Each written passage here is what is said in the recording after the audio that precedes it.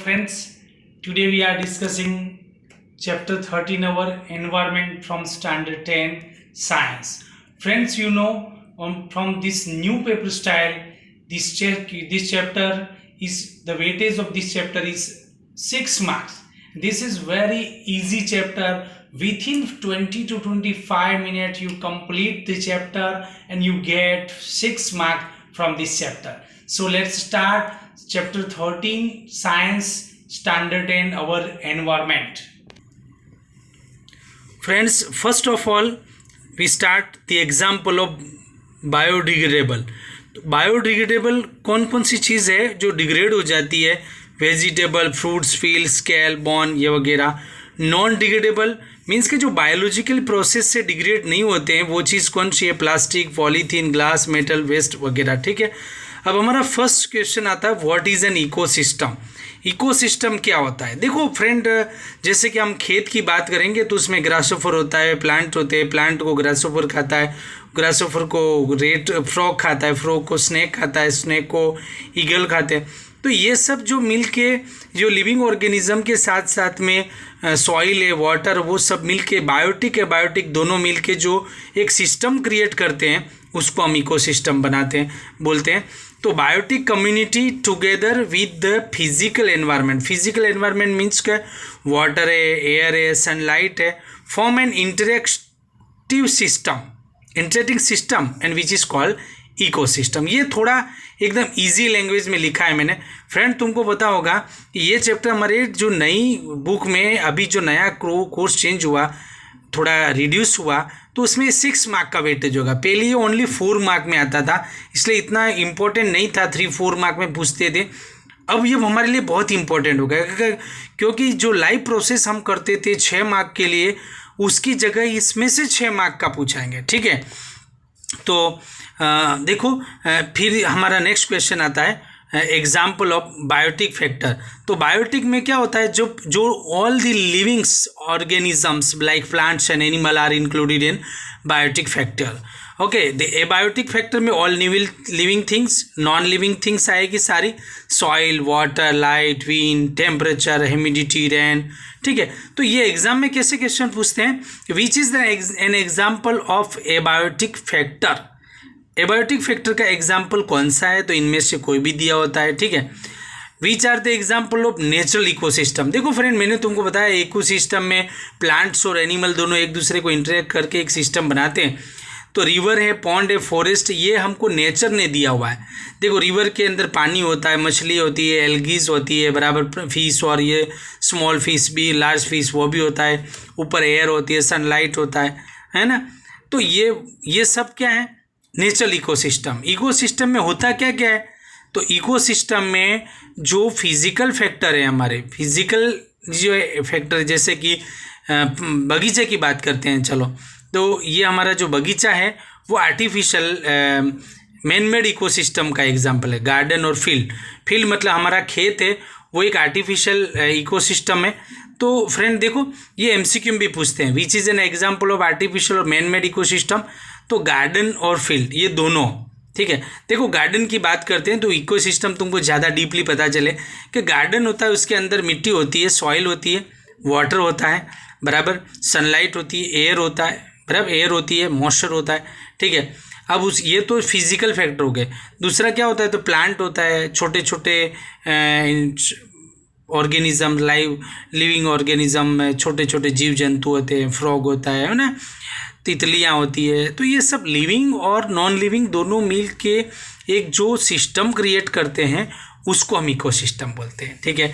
तो गार्डन किसी आदमी ने बनाया है, खेत किसी आदमी ने, हम क्रॉप को डेवलप करते हैं खेत में, तो ये दोनों आर्टिफिशियल है, बाकी सब नेचुरल है. फॉरेस्ट है, लेक है, वो सब लेक के अंदर सारे ऑर्गेनिजम्स रहते हैं, एक्वाटिक एनिमल्स रहते हैं. ठीक है. तो ये सब आएगा उसमें. अब how many component of ecosystem, ये कभी एमसीक्यू में पूछ ले कि भाई कितने कंपोनेंट होते हैं. तो बायोटिक और abiotic, there are the 2 component of ecosystem. अब हमारे बड़े क्वेश्चन चालू होते हैं. फर्स्ट ऑफ हमारा प्रोड्यूसर. किसको प्रोड्यूसर बोलते हैं?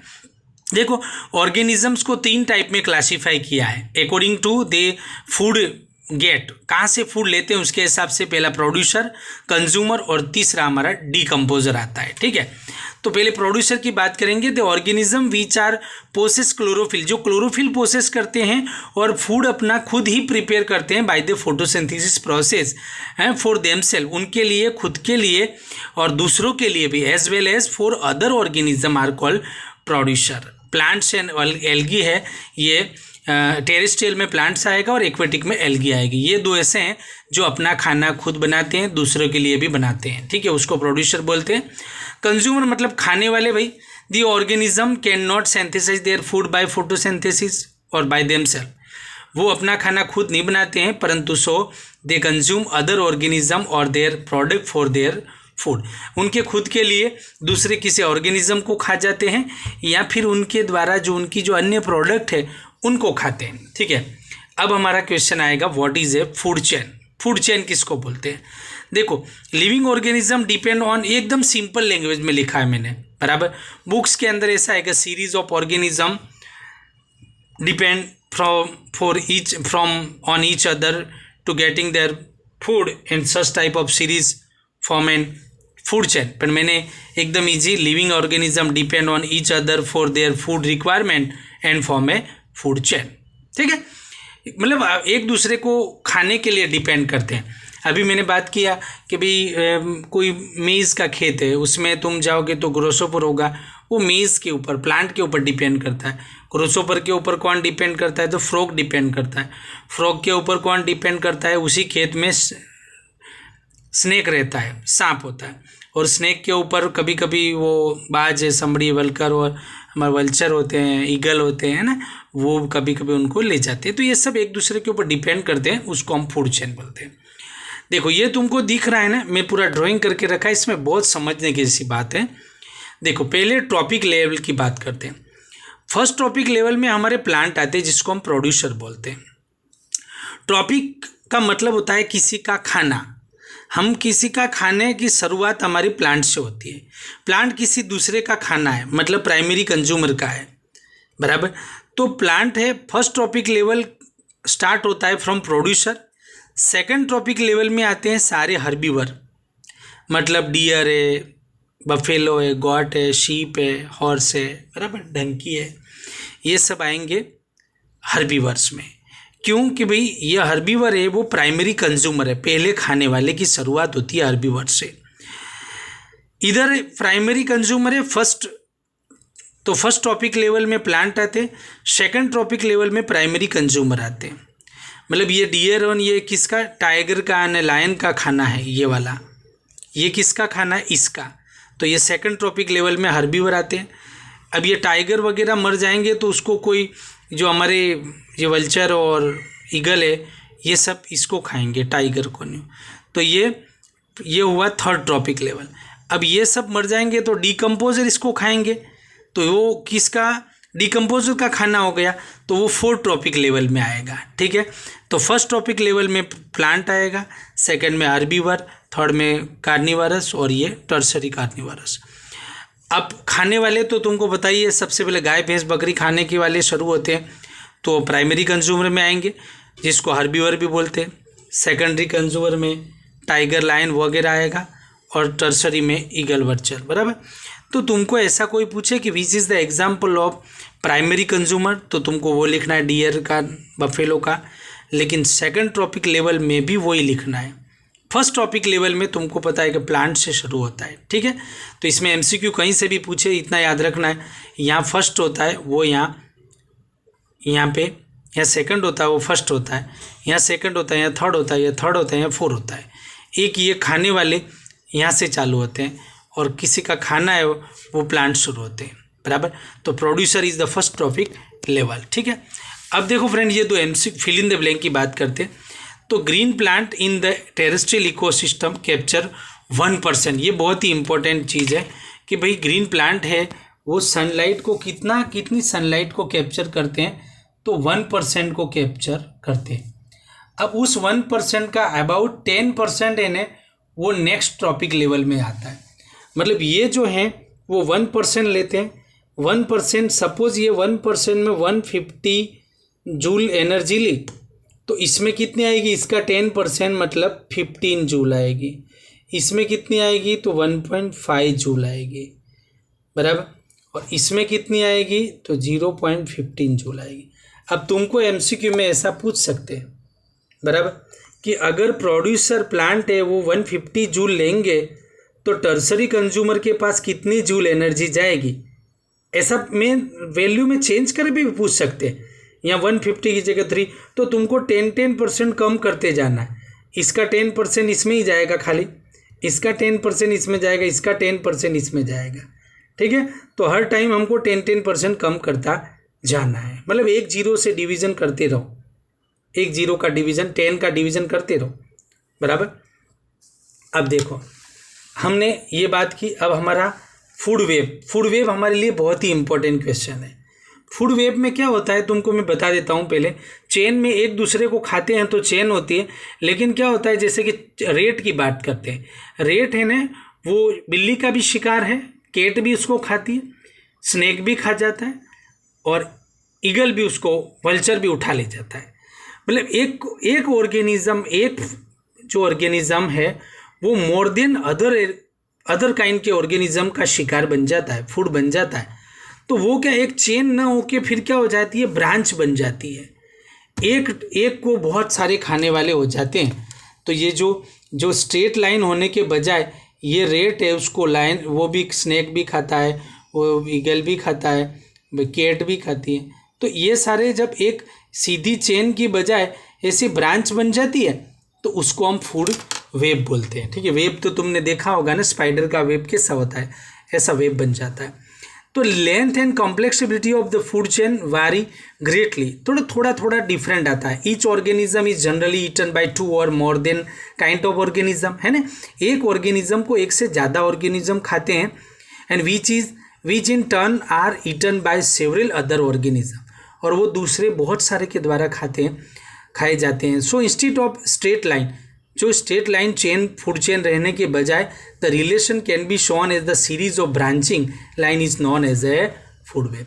स्ट्रेट लाइन की बजाय, सीधी रेखा की बजाय क्या होती है, ब्रांच बन जाती है, शाखा बन जाती है, उसको हम फूड वेब बोलते हैं, ठीक है फ्रेंड। हमारा ये बहुत ही इंपॉर्टेंट क्वेश्चन है, बायोलॉजिकली मैग्निफिकेशन। ये है ने बोर्ड के अंदर ज़्यादातर पूछते हैं, इस साल के लिए भी बहुत ही इंपॉर्टेंट है, क्योंकि 3 मार्क का क्वेश्चन बोले ना तो हमारा ये एक ही है, यही क्वेश्चन हमारा 3 मार्क का है, बराबर। अब ये 6 मार्क का चैप्टर, इसलिए इस बार 3 मार्क का क्वेश्चन आएगा, बराबर। देखो बायोलॉजिकल मैग्निफिकेशन में तुमको बता देता हूँ, हम जैसे पेस्टिसाइड, हर्बिसाइड खेत में डालते हैं तो वो क्या होगा, या तो ज़मीन के द्वारा एब्जॉर्ब कर लेते हैं, या तो पानी के साथ बह के वो तालाब में, नदी में चले जाते हैं, बराबर, पेस्टिसाइड वगैरह। अब वो ज़मीन में एब्जॉर्ब करेगा तो वो प्लांट के अंदर आ जाएगा वापस, और वो किसी तरह से गाय के पेट में कि बकरी के पेट में चला जाएगा, फूड चेन में एंटर हो जाएगा। या तो वो पानी में जाएगा तो पानी के अंदर जो रहते हैं एक्वाटिक एनिमल, उनके पेट में जाएगा, तो मछली के पेट में जाएगा, मछली को जो खाएगा। इन प्रकार से क्या ये सारे पेस्टिसाइड और ये हर्बिसाइड है, वो सब किसी न किसी प्रकार से फूड चेन के अंदर इंटर हो जाते हैं। और फूड चेन में तुम देखोगे तो टॉप पे तो हम इंसान ही होते हैं, ह्यूमन बींग्स से होते हैं, और ये क्या होते हैं कि डिग्रेड नहीं होते हैं, जैसे जैसे जाते हैं वो क्या होते हैं, उनके प्रोग्रेसिवली उनकी कॉन्सेंट्रेशन बढ़ती जाती है, डिग्रेड होने के बजाय उनकी बढ़ती जाती है, और लास्ट में हमारे शरीर के अंदर इकट्ठा होता है सारा, बराबर। उसको हम फूड, ये बायोलॉजिकली मैग्निफिकेशन कहते हैं, ठीक है। तो अब हम इसको बारे में पढ़ते हैं।